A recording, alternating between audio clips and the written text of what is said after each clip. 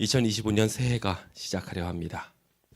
2024년의 마지막 단추를 잘 잠그시며 우리의 옷매무새가 주님 앞에 거룩한지 다시 한번 살펴보게 됩니다.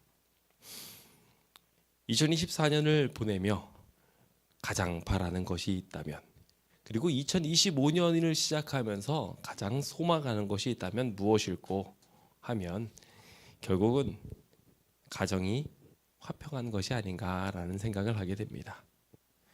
그래서 여러분들에게 2025년 복을 빌어드리고자 합니다.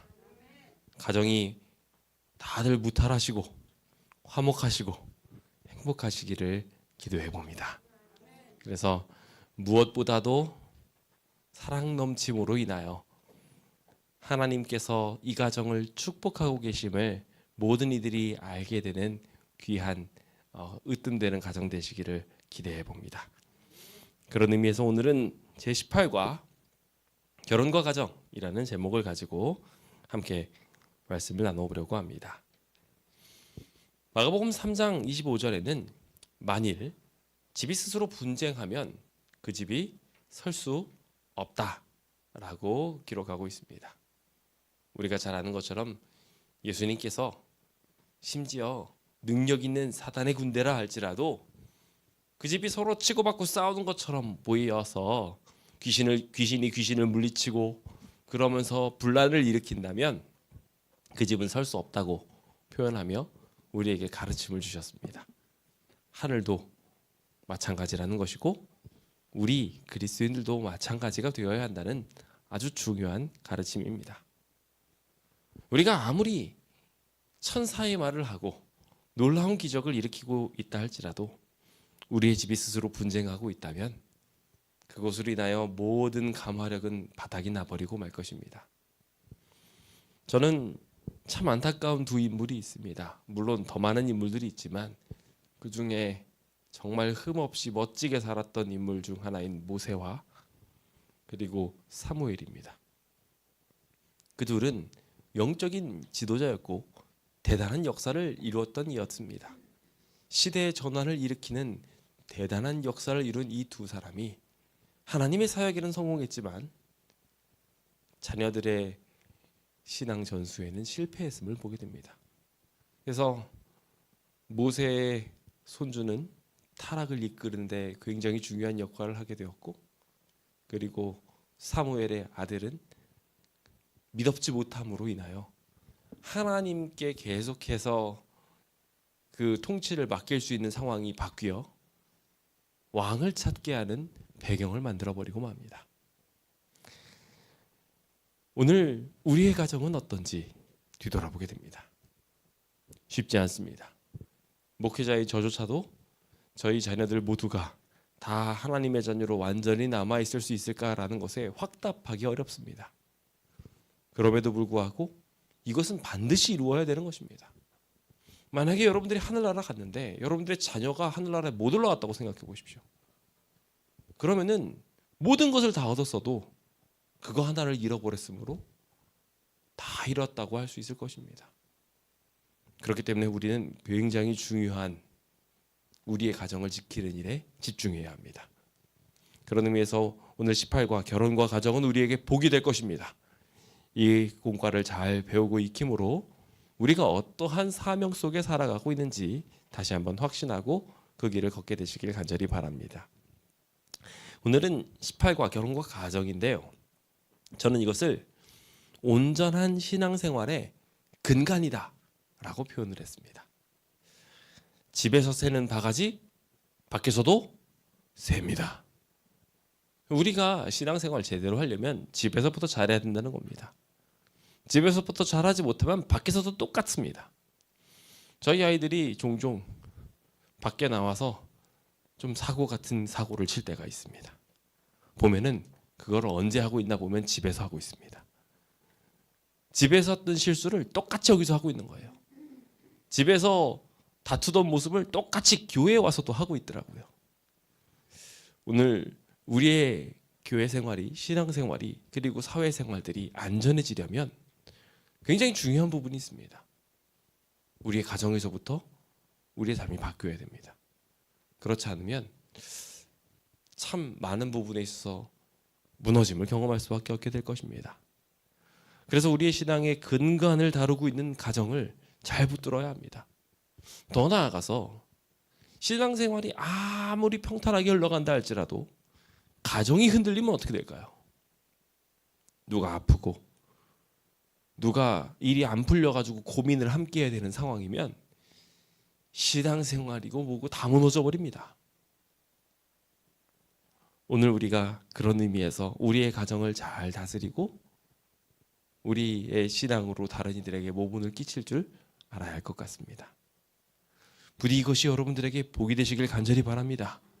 하나님께서 여러분들에게 그것을 축복으로 주시겠다 약속하셨기 때문에 더더욱이나 감사하셨으면 좋겠습니다. 부디 그 약속을 의지하셔서 내 능력으로는 안 됩니다. 오늘 교과의 내용도 결과적으로는 그렇습니다. 마지막 결론이 그거거든요. 불신자가 우리 집안에 있을 때 내 능력으로 안 된다고 표현합니다. 누가 그 일을 해결해 주실까요? 하나님이 해결해 주십니다. 그 구원을 2025년에는 꼭 경험하게 되시길 간절히 바랍니다. 그럼 디모데전서 3장 5절에 있는 말씀을 함께 좀 읽어보면서 이 시간을 시작해 보겠습니다. 같이 읽어볼까요? 시작. 사람이 자기 집을 다스릴 줄 알지 못하면 어찌 하나님의 교회를 돌보리요? 아멘. 디모데전서 3장은 감독이나 집사에 대한 이야기들을 쭉 다루면서 그들의 자격 요건을 말합니다. 그들이 하나님의 백성으로서 지도자의 길을 걷기 위해서는 너무나 당연하게 해야 될 일인데 참 많은 것들이 있지만 그 중에 아주 강조하고 있는 말씀 중 하나인 사람이 자기의 집을 다스리지 못한다면 하나님의 교회도 돌보는 일이 불가능하다는 것입니다. 그래서 4절에 있는 이 중요한 말씀, 자기 집을 잘 다스려 자녀들로 모든 공손함으로 복종하게 하는 자라야 할지니라 라고 한 이 말씀을 이루는 것이 오늘 우리의 삶에 굉장히 필요합니다. 그 일을 위해서 우리 함께 기도하며 오늘의 공과를 같이 잘 배워보도록 합시다. 우리가 주님의 말씀을 잘 배운다면 이 기원을 배우고 원리를 배우고 주의점들을 살핌으로 하나님께서 우리한테 주시는 축복을 함께 경험할 수 있게 될 것입니다. 함께 그 귀한 말씀들을 듣기 원하십니까? 아멘. 오늘은 연도상으로 아직까지 2024년이기 때문에 마지막으로 이 구호를 외치도록 하겠습니다. 새해는 다른 구호입니다. 함께 외쳐보도록 할까요?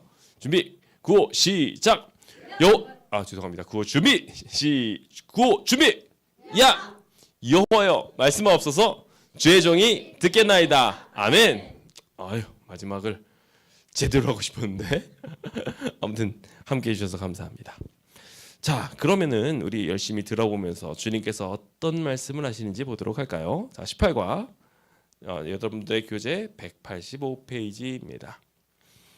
자, 이 185페이지는 먼저 결혼제도의 기원을 다루고 있습니다. 그런 이유가 있겠죠. 먼저 1번에 있는 내용을 보도록 할까요? 하나님께서 남자와 여자를 창조하셨다는 것입니다. 자, 남자와 여자가 결혼을 하기 위해서는 남자와 여자가 존재해야 합니다. 그렇죠? 그리고 그 남자와 여자를 창조하시며 주님께서는 그 안에 섭리들을 두셨습니다. 그래서 우리는 먼저 결혼제도의 시작이 누구로부터 되었는지를 볼 필요가 있습니다. 저는 여기서 가장 중요한 부분이 어디라고 생각하냐면 27절 부분이라고 생각합니다. 창세기 1장 27절 부분입니다. 같이 읽어볼까요? 시작. 하나님이 자기 형상 곧 하나님의 형상대로 사람을 창조하시되 남자와 여자를 창조하시고, 여기까지 보겠습니다. 자, 이 성경절이 왜 중요하냐면요, 이 성경절은 분명하게 하나님이 인간을 창조하셨는데 누구 형상대로 창조하셨다고요? 하나님의 형상대로 지었다고요. 뒤에 있는 설명들 다른 거 하고 계시지만 저는 사실 그래서 27절을 여기서 강조 별로 안 하고 있어서 좀 아쉬웠습니다. 27절 내용이 저는 제일 중요하다고 생각합니다. 왜냐하면은 하나님이 자기 형상대로 인간 남자와 여자를 창조하셨다는 거예요. 그렇다는 건 하나님께서 어떤 분이신지 알면 결혼제도도 자연스럽게 그 기원을 알 수 있게 된다는 거예요. 하나님은 우리가 잘 아는 것처럼 삼위일체이신 하나님이십니다. 완전한 하나를 이루시는 하나님이십니다.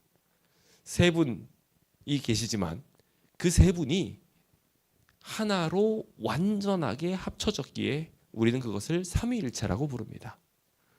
그것을 우리가 감히 닮아 따라가게 되는 사실이 결혼입니다. 그래서 우리도 그것을 똑같이 흉내내서 말하기를 부부일심동체라고 합니다. 삼위일체와 굉장히 흡사하죠? 주님께서는 그렇게 이야기하셔서 둘을 연합시키시는 이야기를 우리 다음 성경줄에도 보겠지만 둘이 연합하여 하나가 되도록 하셨습니다. 그것이 하나님의 뜻이라는 것을 꼭 기억하셨으면 좋겠습니다. 그리고 그 일들을 통하여 하나님이 하시는 일과 똑같은 일들을 하도록 하셨습니다. 계속해서 보도록 할까요? 하나님이 그들에게 복을 주시며 하나님이 그들에게 이르시되 생육하고 번성하여 땅에 충만하라. 땅을 정복하라. 바다의 물고기와 하늘의 새와 땅에 움직이는 모든 생물들을 다스리라 하시니라. 마찬가지로 하나님이 하시는 일입니다. 그 하나님이 하시는 일을 똑같이 복을 주도록 인간에게 베푸셨다는 것입니다. 즉 한마디로 결혼제도의 기원이 하나님인 것과 마찬가지로 인간도 똑같이 하나님이 하시는 일을 하도록 만드셨다는 것을 기억해야 됩니다. 그래서 하나님이 이 모든 동물들을 창조하시고 번성하게 하시고 모든 피조물들에게 복을 주시는 것과 마찬가지로 인간에게도 똑같이 그 복을 전달하게 하셨다는 것입니다. 그래서 설명 1번에서는 그것을 설명합니다. 하나님이 복을 주셨는데요. 5가지로 정리되어 있습니다. 생육의 복, 번성의 복, 충만의 복, 정복의 복, 다스림의 복입니다. 이 복들은요 결과적으로 하나입니다. 하나님께서 우리를 사랑하셔서 사랑의 결과로 점점 늘어나도록 만드셨다는 것입니다. 결혼을 하게 되면 둘이었던 사람이 1 더하기 1이 2가 되고 멈추는 것이 아니라 3이 되고 4가 되고 저희는 5까지 됐습니다. 아들만 셋입니다. 네, 사실 하나님께서는 이 정도 수준에서 끝날 복을 우리한테 주시지 않으셨습니다. 하나님께서 제대로 된 복을 주셔서 우리가 그것을 제대로 누릴 자격만 있게 되면 하나님께서는 훨씬 더 큰 복들을 우리한테 주실 것입니다. 생육의 복, 결실과 풍부와 다산을 자손의 증가들을 주는 축복만 아니라 번성으로 많아지는 커지는 일들이 이루어지게 될 것입니다. 여기 예화에서는 구피 이야기라고 있습니다. 한 달에 한 번씩 새끼를 낳으면서 순풍순풍 애들을 낳는 그 생육의 복이 우리한테 있을 거라고 이야기하면서 동시에 그 복을 우리도 우리의 가정에서 경험시키고 나누도록 하나님께서 그렇게 창조하셨다는 것입니다. 그러니까 우리의 가정 대단한 가정입니다. 겨우 아담과 하와 둘이서 지구의 온 피조물들을 생육하고 번성하도록 만들었습니다. 노아의 가정이 온 지구에 있는 동물체들을 마찬가지로 생육과 번성하도록 다시 만들었습니다. 암수 정결한 동물은 7쌍씩, 부정한 동물은 2쌍씩 들어갔는데 그게 지금 이렇게 많아졌습니다. 그게 생육과 번성의 복입니다. 오늘 우리에게 마찬가지로 그와 같은 충만의 복과 그 모든 것들을 다스리고 그들을 올바른 길로 가도록 하는 정복의 복까지 오늘 우리에게 주셨음을 기억하시기 바랍니다. 우리의 가정이 그와 같은 형상으로 만들어졌으니 우리도 마찬가지로 그들을 다스림의 목적은 결과적으로 충만하고 번성하게 하기 위함입니다. 잘못된 방향으로 가면 정복해서 그것을 생육하도록 만드는 일들이 우리가 해야 될 일들인 거죠. 그 가정의 기원이 우리의 마음속에 제대로 남아서 우리의 가정이 번성할 수 있게 되기를 기원드려 봅니다. 두 번째, 결혼의 기원은 한 몸을 이루는 것입니다. 앞서 말씀드리는 것처럼 굉장히 중요한 하나님께서 우리한테 주시는 키워드 중 하나입니다. 창세기 2장 24절입니다. 같이 읽어볼까요? 시작. 이러므로 남자가 부모를 떠나 그의 아내와 합하여 둘이 한 몸을 이룰지로다. 그렇습니다. 앞서 제가 27절에 무게를 둔 것의 메시지가 여기에 바로 이어집니다. 한 몸을 이루는 것, 하나가 되는 것, 하나님처럼 그렇게 연결되는 것입니다. 결혼의 3대 요소를 1, 2, 3으로 이렇게 나눕니다. 결혼은 결과적으로 독립성을 가지고 있습니다. 이 독립성이란 남자와 여자가 따로따로 떨어져 있다는 얘기가 아니라 부모로부터 떠난다는 얘기입니다. 그래서 삶의 책임을 지닌 두 사람이 하나로 합쳐지는 과정을 설명합니다. 두 다른 환경에서 살아온 사람이 하나로 합쳐지는 것이죠. 제가 저희 집사람과 저를 살펴보면서 저희 집사람은 굉장히 많은 이렇게 스스로 선택하고 권한을 부양받고 자기의 길들을 걷는 그러한 성태로 가정이 꾸려져 있음을 보게 되고요. 저희 가정은 많은 통제와 교육으로 이렇게 있었던 그런 가정이었음을 보게 됩니다. 두 가정의 배경이 완전히 다르는 걸 알게 됐어요. 그래서 사고도 다르고 생각도 다릅니다. 근데 그 둘이 한 몸을 이루라고 하나님께서 보내주신 것입니다. 가정과 가문이 서로 생각하는 것과 방향성이 다를 수 있습니다. 그렇게 정신이 만들어졌음에도 불구하고 하나님은 그 부모로부터 분리되어 둘은 하나가 되라고 소개합니다. 그리고 놀랍게도 그 연합성에는 동등한 인격체가 사랑으로 하나로 합쳐지는 합일성에 이르도록 분명하게 말하고 있죠. 오늘 우리의 가정도 그와 같은 모습임을 기억하셨으면 좋겠습니다. 그 모양들을 주님께서는 계속해서 말하며 신랑과 교회의 모습으로 연결시키고 하나님의 결합으로 연결시키고 계심을 기억하시기 바랍니다. 그것이 결혼제도의 기원이자 우리가 나아가야 할 교회의 모습입니다. 그리스도께서 교회를 무한히 사랑해 주신 것처럼, 그리고 교회도 마찬가지로 그리스도를 바라보며 나아가야 하는 것처럼 우리의 관계도 그렇게 이루어져야 하는 것이죠. 그래서 그러한 원리를 가지고 우리는 행복한 가정생활의 원리를 정리해 보고자 합니다. 자, 지금부터 잘 따라와 주시면 좋겠습니다. 자, 먼저 첫 번째로 행복한 가정생활을 가르치는 데 있어서 아내의 역할을 강조합니다. 성경에서 남자가 많이 등장하는 것 같습니까? 여자가 더 많이 등장하는 것 같습니까? 대체적으로 성경에 있는 인물들의 이름은 대부분 남자처럼 보여집니다. 그런데 참 재밌게도 성경에서 교회를 지칭하는 지칭의 호칭은 남성형일까요? 여성형일까요? 여성형입니다. 참 재밌는 것은요, 교회도 비슷합니다. 교회의 대표자는 대부분 남자인 경우들이 좀 있습니다. 그런데 교회를 구성하고 있는 구성원들은 대부분 어떻습니까? 여성들입니다. 자, 그렇다면 남자의 파워가 더 셀까요? 여성들의 파워가 더 셀까요? 되게 이상한 이야기죠. 저는 이 파워가 세다는 게 그 사람의 권력을 얘기하는 건 아닙니다. 사실 권력도 비슷한 결과를 낳을 것 같긴 합니다만, 그 교회의 성향이 어떻게 이루어지느냐 보면요, 결국 여성들의 성향에 따라갑니다. 그래서 행복한 가정 생활에 대한 공부를 할 때도 똑같습니다. 각 가정의 교회들을 그 특색을 잡을 때 남자의 특색을 따라갈까요? 여자의 특색을 따라갈까요? 여자의 특색을 따라갑니다.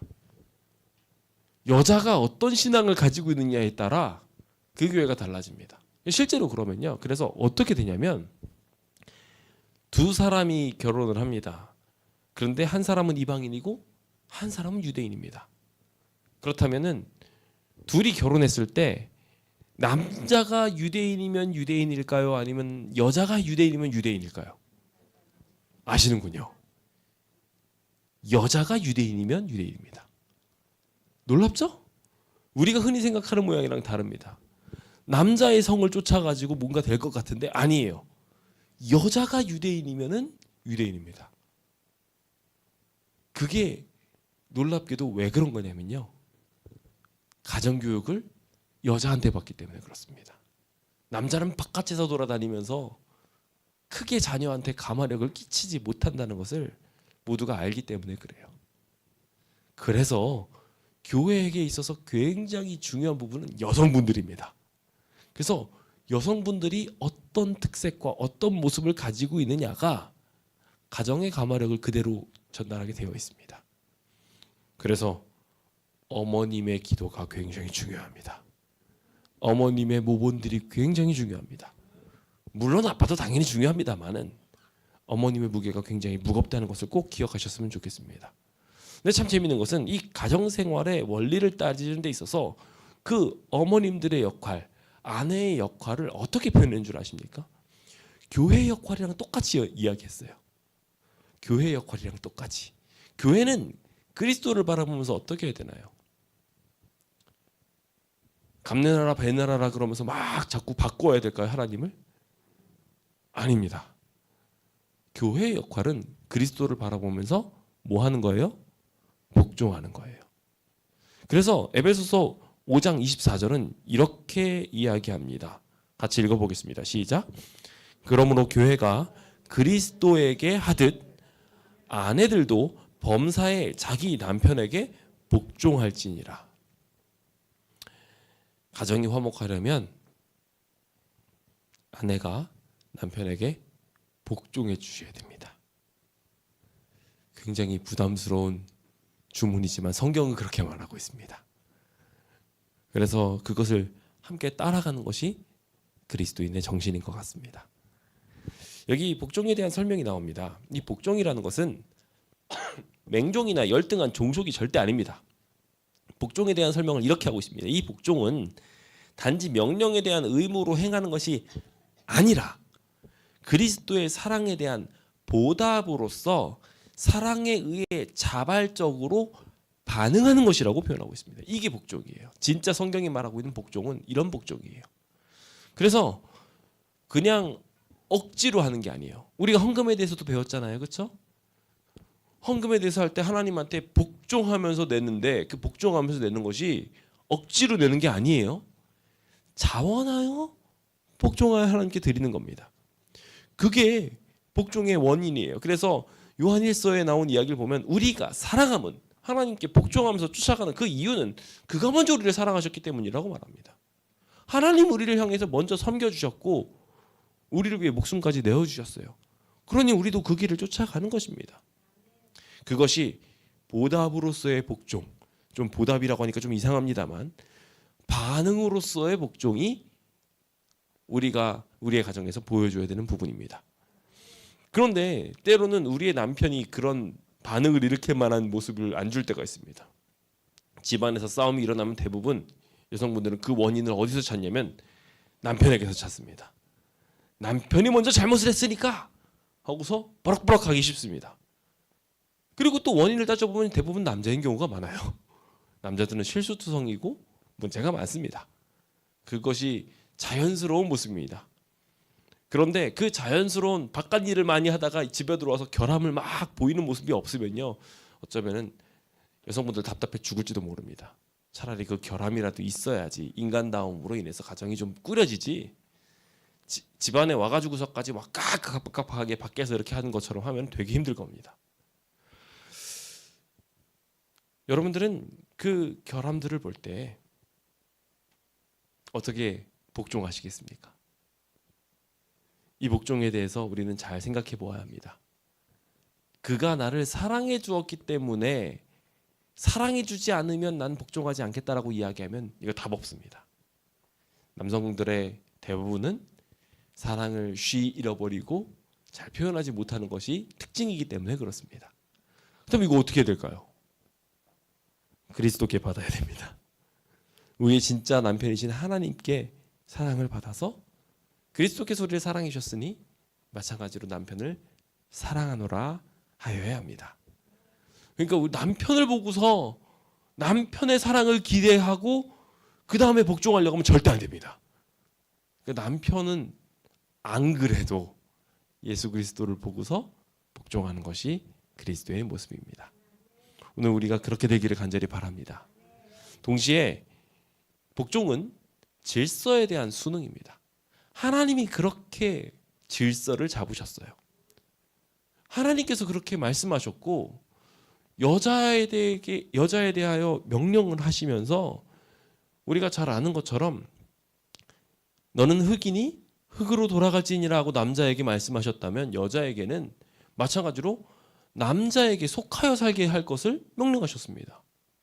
하나님의 명령이에요. 하나님의 질서고요. 그래서 그 질서를 잘 생각해 보실 필요가 있습니다. 그래서 이 복종할지니라에 단해된 헬라어 휘포타세타이는 질서라는 의미예요.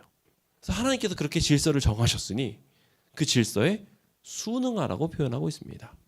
그래서 그와 같은 일들을 통하여 하나님께 거룩한 모습을 드러내게 되었으면 좋겠습니다. 그래서 여기도 마찬가지로 그것을 이야기하며 참 재미있는 성경절이 나오는데요. 고린도서 11장에 보면은 이는 여자가 남자에서 난 것 같이 남자도 여자로 말미암아 났음이라 라고 이야기하며 모든 것은 하나님한테 났다고 이야기하는 이야기들을 통해 사실 여자가 남자를 낳은 것 같은데 그 근원의 근원으로 쫓아가면 남자가 근원이라고 표현하는 것을 보게 됩니다. 오늘 그 하나님의 질서를 다시 한번 떠올려 보시면서 이 질서와 정의가 오늘 우리를 행복하게 지킬 수 있다는 것을 꼭 기억하게 되셨으면 좋겠습니다. 자, 이래서 이제 남성에 대한 부분입니다. 남자들은 또 어떻게 되느냐? 남자들은 아내를 사랑해야 되는데요. 어떻게 사랑해야 되느냐? 함께 읽어봅시다. 시작. 남편들아, 아내 사랑하기를 그리스도께서 교회를 사랑하시고 그 교회를 위하여 자신을 주심같이 하라. 무슨 얘기입니까? 예수님께서는 교회를 위하여 어떻게 하셨습니까? 자신을 주셨다고 하는 얘기가 뭔가요?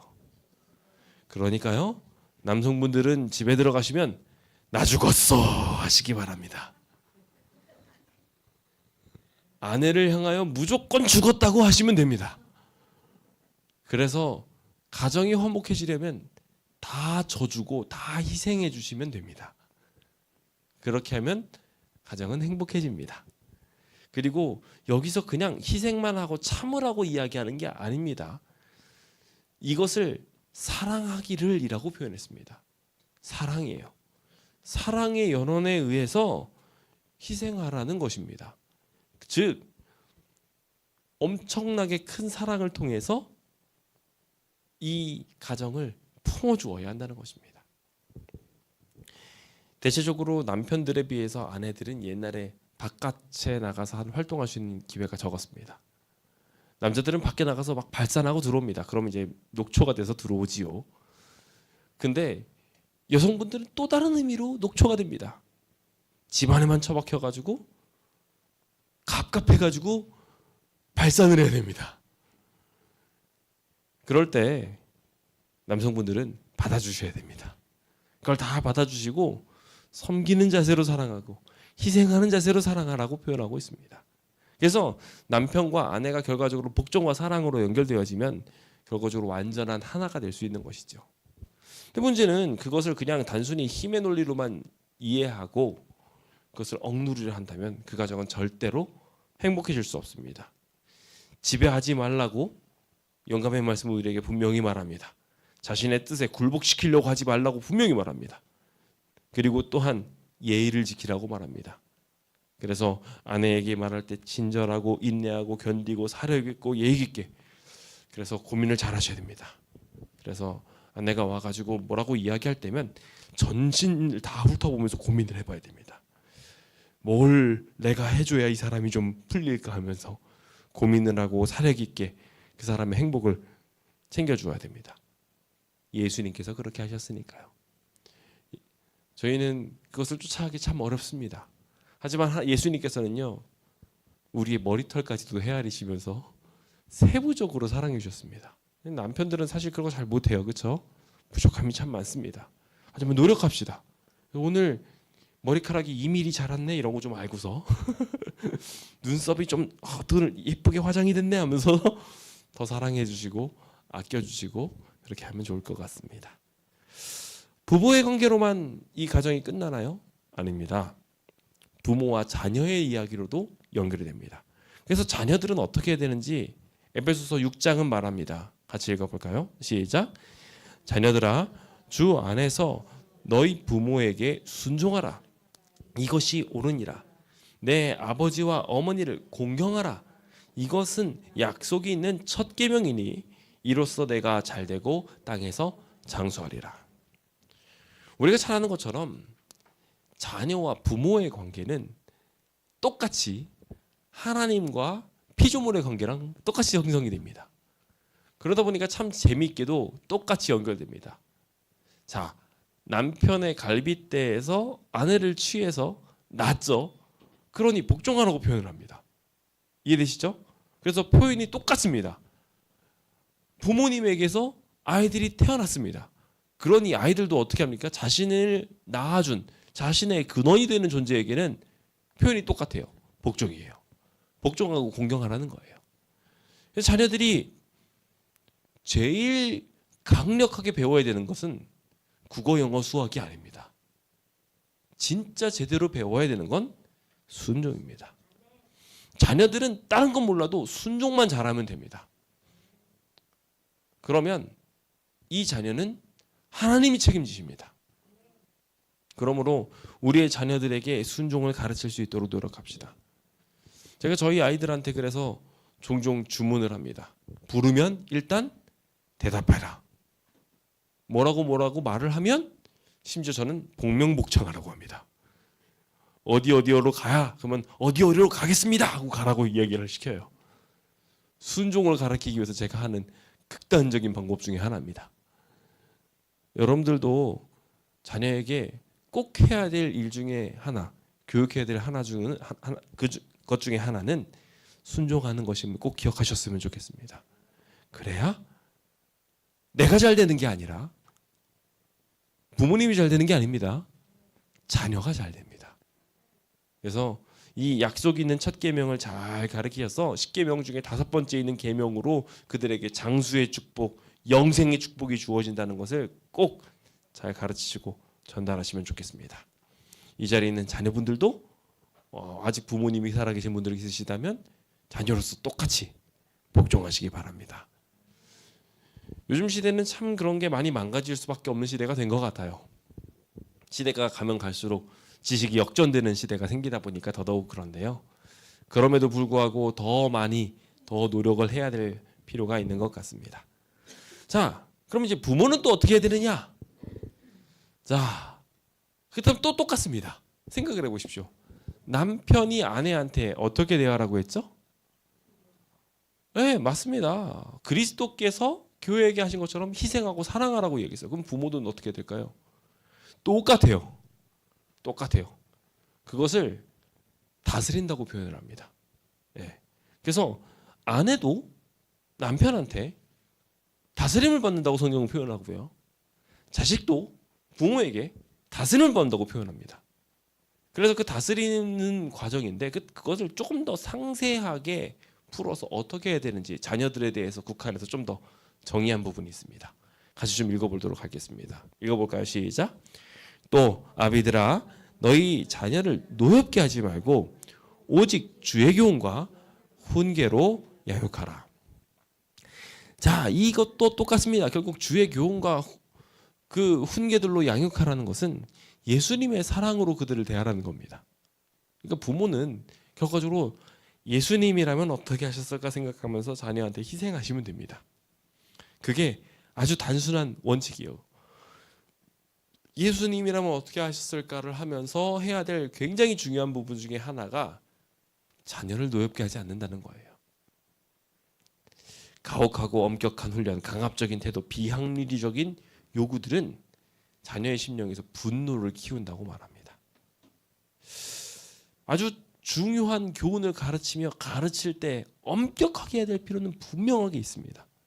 그런데 그 가정의 분위기가 강압적이고 비합리적이게 한다면 여기는 지옥이 되어버리고 말 것입니다. 그래서 우리가 해야 될 굉장히 중요한 부분은 집안에서의 대체적인 분위기를 뭘로 만들어야 되냐면 명랑하게 만들어줘야 됩니다. 자녀들이 행복하게. 그래서 엄마 아빠가 왔을 때 아이들이 숨는 게 아니라 와서 안길 수 있도록 만들어주는 것이 굉장히 중요한 부분이라고 말하고 있습니다. 이 자리에 계신 많은 분들이 이미 자녀들을 많이 키우셨습니다. 그럼에도 불구하고 여러분들은 아직 자녀가 있습니다. 그럼 그 자녀들을 어떻게 대해야 되겠습니까? 똑같습니다.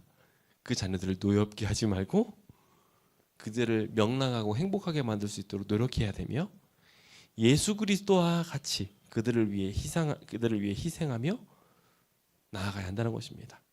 근데 굉장히 중요한 것은요, 그가 화내지 못하게 한다는 거에 대해서 잘 생각해야 된다는 겁니다. 그를 노엽게 하지 말라는 것은 동시에 그가 노하는 상황을 용인해서는 안 된다는 얘기이기도 합니다. 내가 화를 내도록 만드는 것도 하면 안 되겠지만 그가 노하고 화를 내는 잘못된 품성으로 가는 것도 막아야 된다는 거예요. 그래서 주의 교훈과 훈계로 그를 양육하라는 것은 제대로 가르치라는 얘기입니다. 하나님께서 우리 교회에게 있어서 가장 바라는 게 있다면 뭘까요? 자녀들에게 부모님들이 바라는 것과랑 비슷할 거라고 저는 생각합니다. 자녀들이 치고받고 싸우지 않으면 행복합니다. 서로 다투지 않으면 괜찮아요. 근데 둘이 막 서로 막 하고 화를 내고 싸우고 있어요. 그러면요, 그 가정은 다 깨집니다. 화를 내지 않도록 제대로 교훈하는 일도 굉장히 중요합니다. 그래서 여기 교훈이라는 단어, 훈계라는 단어를 자세히 보시면은 교훈이라는 원어의 그 의미가 체벌이나 훈련을 동반한 책망이라고 표현합니다. 한마디로 그들을 노엽게 하지 말라는 것에 체벌이 빠지는 것은 아니라는 거예요. 기본적으로 그리스도인 교육에서는요, 사랑이 동반된 체벌을 오히려 권장하고 있습니다. 그래서 심지어 어떻게까지 표현하고 있냐면요, 때려라, 자녀가 죽지 않을 거다 라고까지 말합니다. 성경은요. 그게 굉장히 강력하고 지금 현 시대에서는 맞지 않는 것처럼 보이는데요, 성경은 그렇게까지 말합니다. 그래서 그가 하나님께 잘못된 노여움을 가지고 있거나 사람에게 잘못된 노여움을 가지고 있어서 그 관계가 깨어지고 있다면 때려서라도 데리고 와야 된다고 말합니다.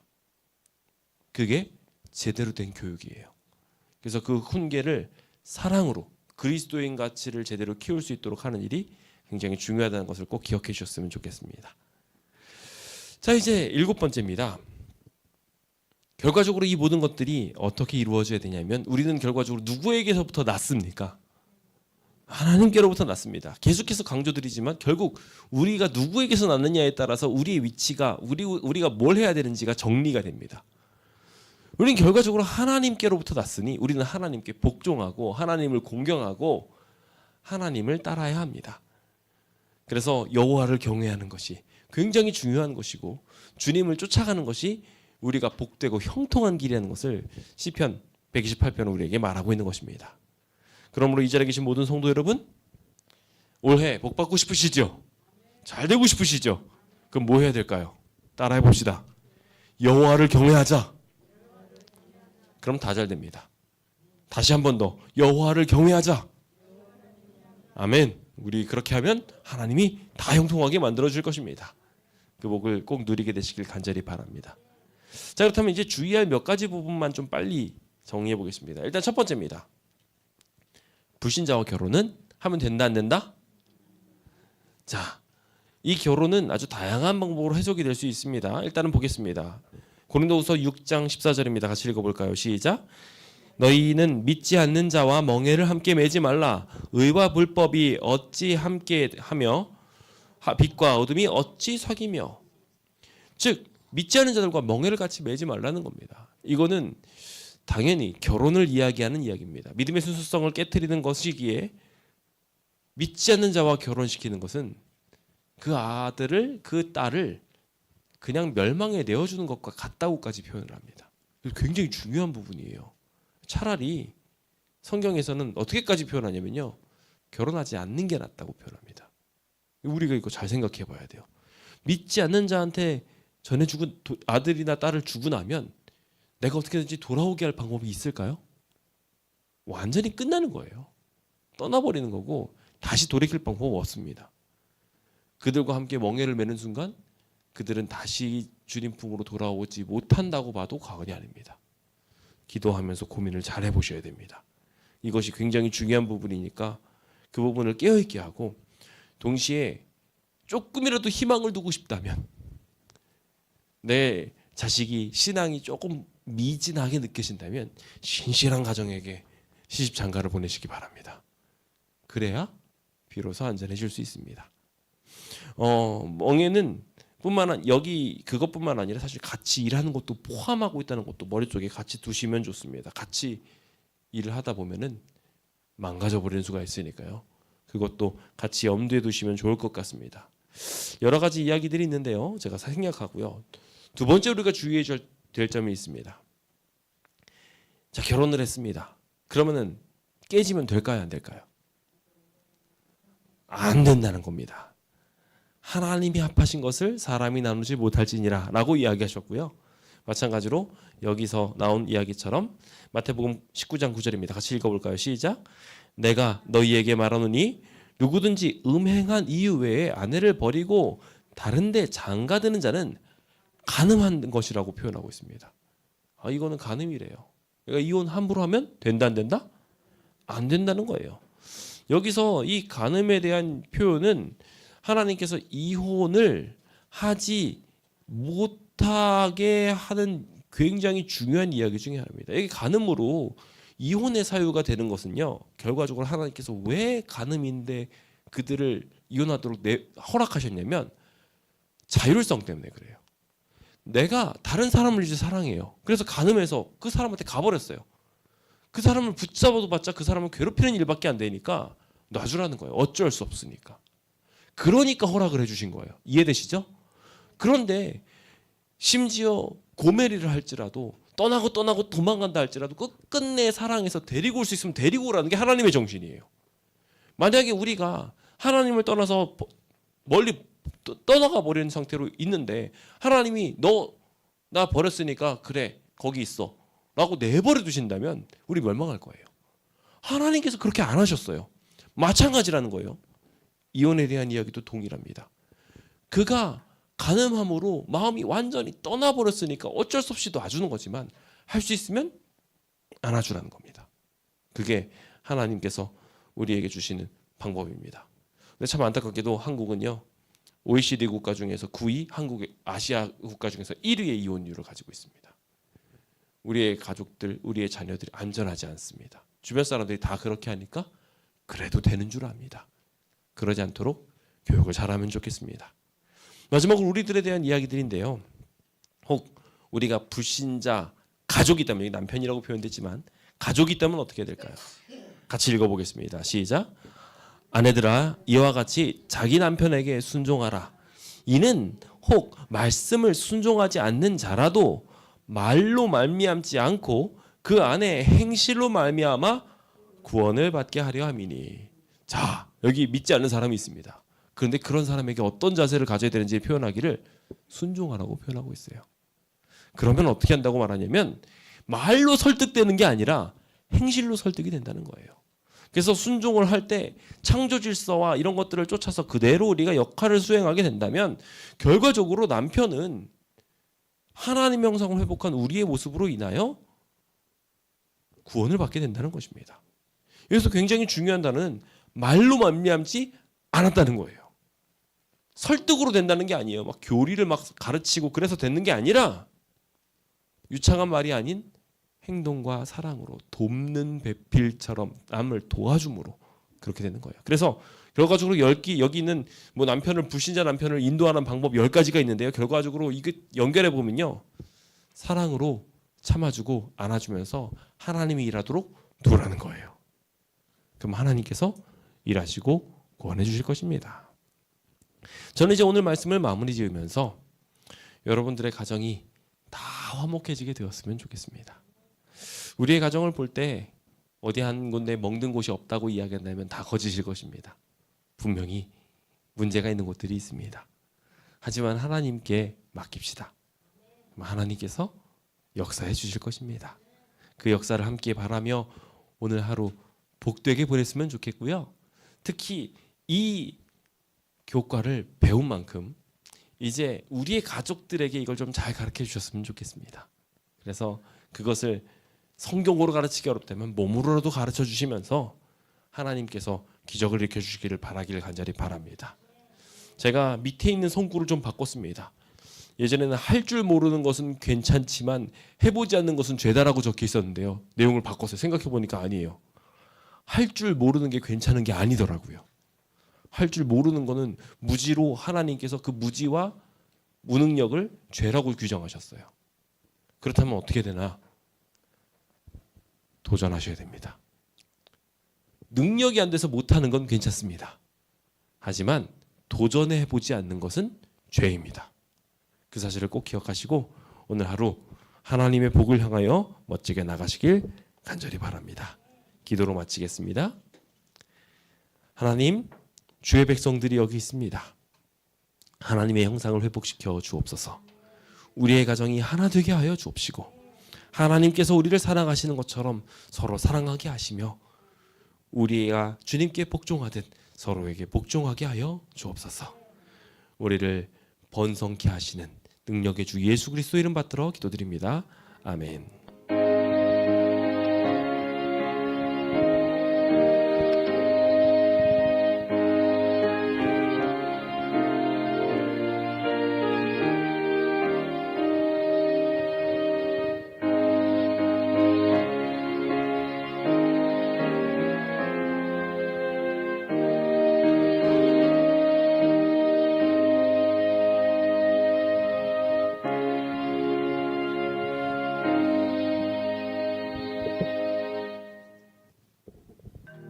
감사합니다. 2025년 새해 복 많이 받으시기 바랍니다. 안녕히 들어가시죠.